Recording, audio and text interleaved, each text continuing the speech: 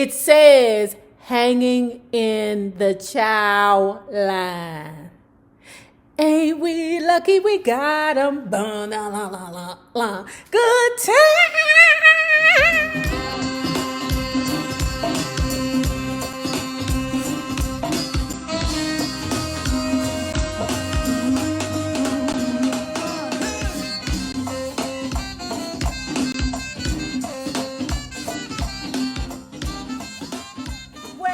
Hello there, love bugs. Hello there, Bellas. If you have not already done so, please remember to like, share to Facebook and or Twitter. Subscribe and visit uptopbeauty.com.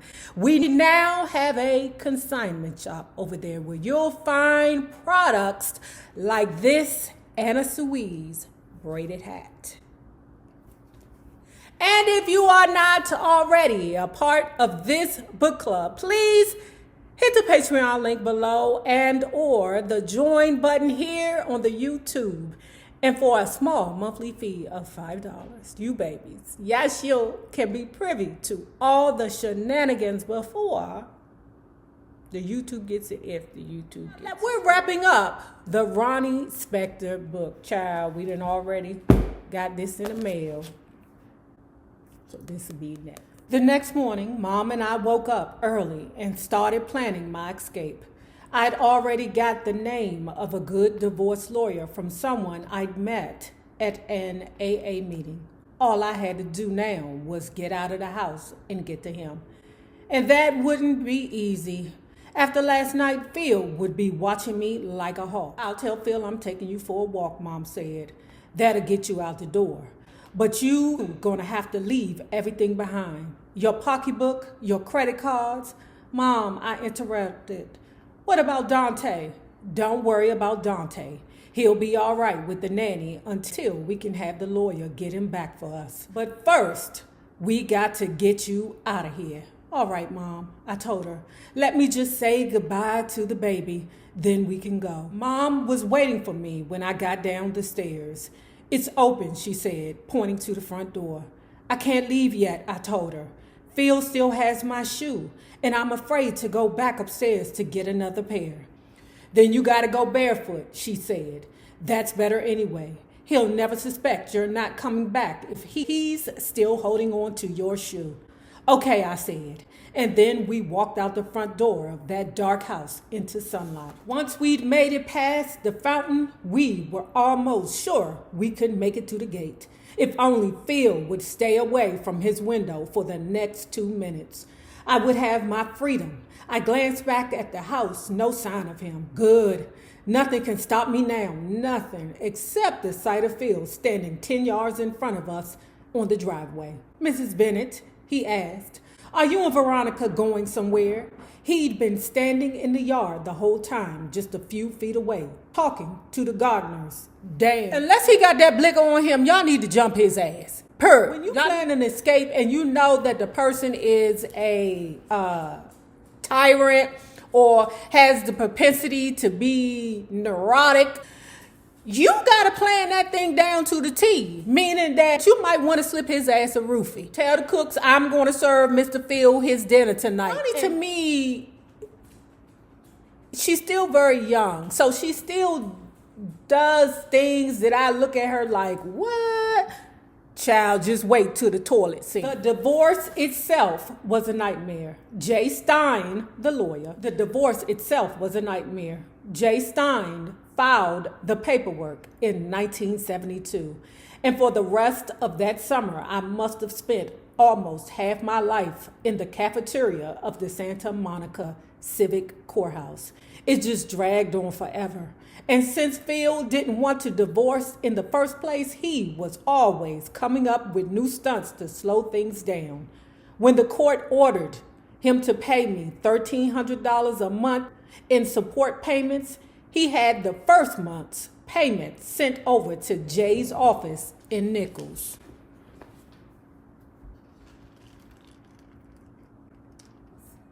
I mean, shit, you got your money. Maybe we need to do things like that more often. That's hilarious, y'all. Y'all can't even say that's not funny. That shit is hilarious. Pause. Let me tell you one quick story. So anyway, I was messing with this married man. I told you I'm not perfect.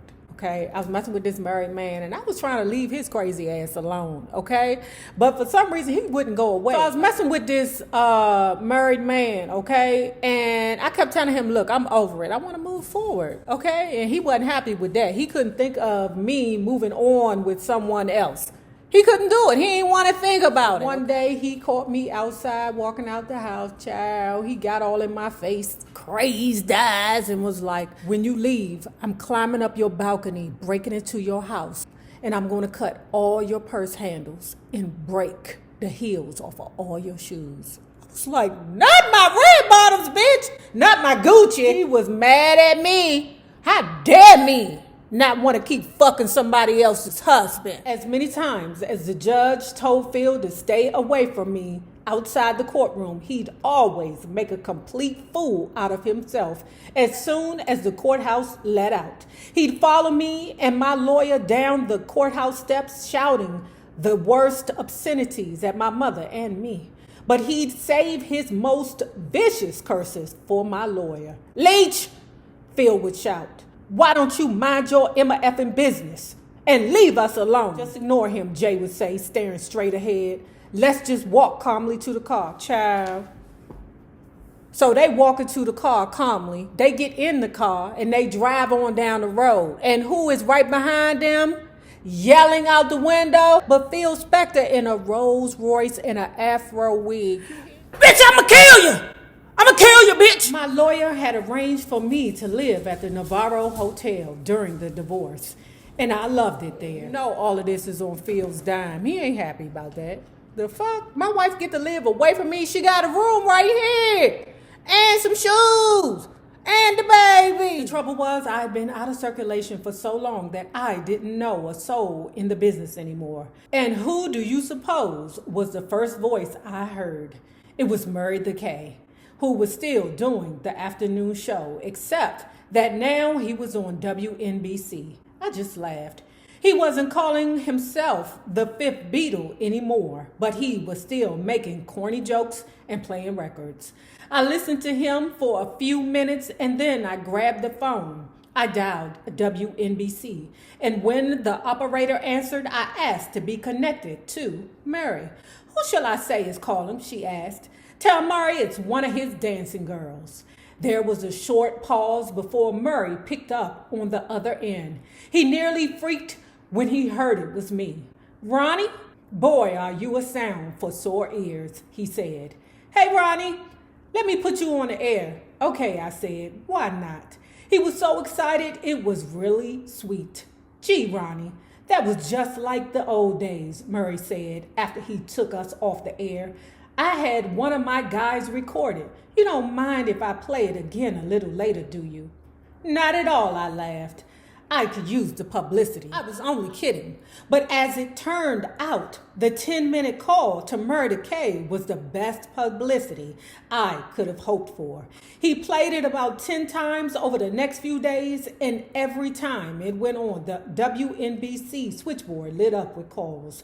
And a few days after, the phone started ringing. "Y'all, why the hell you bitches ain't tell me that my most favorite lady in the world was a friggin' Ronette?" Kim Fields, why the fuck you ain't tell me that your mammy was a Ronette before she was in front of the camera? Why the hell you ain't tell me that? Let me tell you something. You know I'm in love with a mother-daughter combo, okay? So we got Tracy Ellis Ross and Diana Ross. We got Puma and Erykah Badu. We also have Alexis Fields, Kim Fields, and fucking Chip Fields. When I tell you that woman is a dynamic actress, do you remember when she played Penny's mammy? Remember when Chip Fields had got herself together and married well and then came back and hired a man to woo Willona? The man was giving gifts to Penny, child, a brass bed. Her little girl wanted to have a brass bed, child. Okay, and when I tell you Chip Fields stepped on the scene looking like cow. Hey, It says, hanging in the chow line. Ain't we lucky we got 'em? La, la, la, la, la. Good time. She back in New York, okay? And what she decided to do was find 2 new Ronettes. I remembered how Phil replaced me when I couldn't go on that Beatles tour, so I figured I'd do the same thing, only in reverse. As long as my voice was out front, I figured no one would pay any attention to who was standing behind me.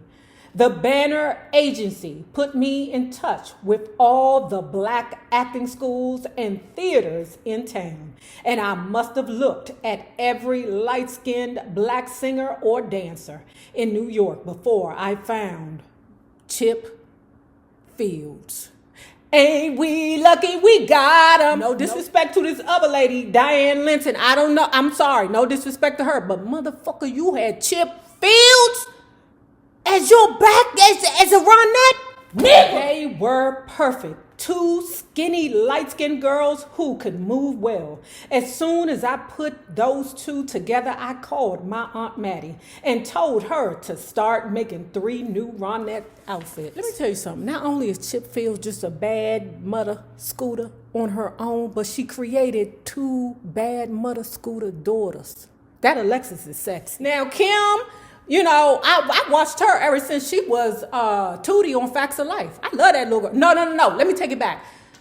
I watched Kim Fields ever since she was on Good Times and she was suffering from coldiness and she was going to starve to hungriness. That's how long I've been watching Kim.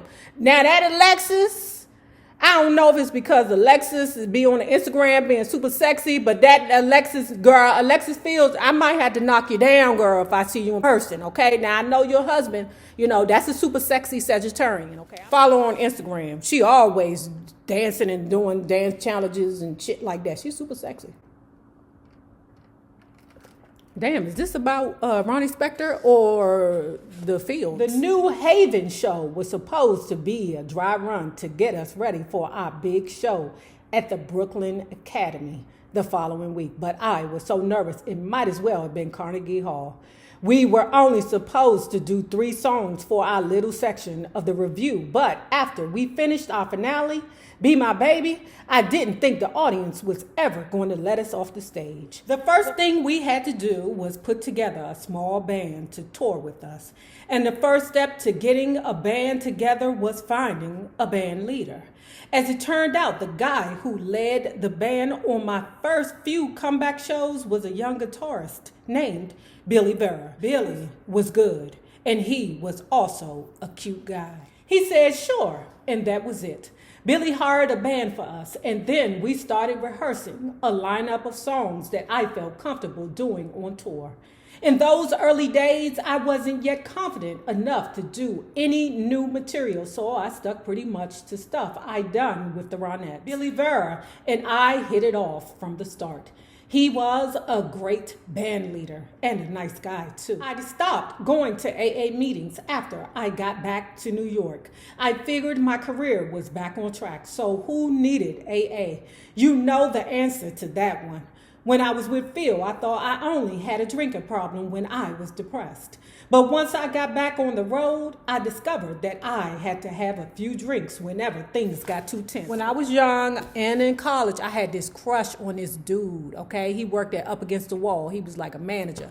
And I don't know if any of you guys remember that store, but where you could get the latest, flyest shiz in the 90s, was Up Against the Wall, okay? And if you had a little more money, you know, I forget the other stores where you can go, but you could find everything you needed in Up Against the Wall. And let me tell you something, in the 90s, I was Miss DKNY. I know you like DKNY, yes. And to this day, I will still wear DKNY. Now, I might not have it plastered all over my shirt, but baby, them baby tees and them little jeans, I was a size 0 back then. That's how small I was. Okay, baby, I was giving. I had a crush on this guy who was the manager of the store, right? And he was young. I think he was probably like 28. I was probably like 21, something like that. He was 27, 28. And we became, you know, really good friends. He was so young that when he told me about himself, which I really do appreciate, he told me about himself. I appreciate what he said. He was like, Nay, I'm getting ready to leave because I got to go to an AA meeting. No, an NA meeting, right? And I was like, an NA meeting? For what? Weed? He was like, no. Back then in the 80s, Love Boat was a narcotic that would take over everybody. It's still kind of the same way now because a lot of crack addicts have figured out that crack only lasts for like 2 hours or hour. I don't know. I don't smoke drugs. Wouldn't have that stuff. I don't smoke, period, right? But I have done edibles. And a lot of times when people were smoking that PCP, they would graduate to crack. And he said that he had a stint where he was out there. And once he got himself clean, thanks to NA, he vowed to himself that he would never stop going to NA meetings. After a few months, Billy Vera got tired of looking after me, and he just gave up. We just done a gig in Florida, and he walked into my hotel room with an envelope full of cash. Here's your share of the money we made, he said. Everyone else has been paid. I'm out of here. I was shocked when Billy just walked out on me like that. But looking back, I can see that he really had no choice. He couldn't stand by and continue to watch me hurt myself, but there was nothing he could do to stop my drinking, and he knew it, so he left. In November of 1973, my mother and I took a break from touring to go back for the final round of my divorce trial in California. I dreaded going back to court. When I thought of how badly Phil had behaved in the courtroom, I could only hope that after all this time, he might mellowed out a little. And so no, things turned into a circus the minute he walked into the courtroom. He came in surrounded by a whole entourage of Oriental girls. Okay, when did she write? Okay, let me take a drink on this. Sometimes I hate reading these old books because half the shits they say in this book, damn well you cannot say this now. Let me read it right. He came in surrounded by a whole entourage of Asian women, which was supposed to make me jealous. One of the girls was May Pang, who was John Lennon's girlfriend in those days. Phil was producing an album for John, who actually wandered into the courtroom a few minutes later. John walked in just in time to see Phil making a complete fool of himself. My soon-to-be ex-husband wasn't in court 3 seconds before he started shouting, "You bitch! You thieving bitch!" It was pathetic. The judge held him in contempt and called a recess, but Phil wouldn't shut up until the bailiff physically dragged him out of the courtroom. John just watched the whole thing and shook his head. Then he glanced over to me and mouthed the words, "Good luck." He got up and left after that, obviously disgusted by the whole thing. I was finally granted my divorce from Phil in February of 1974. I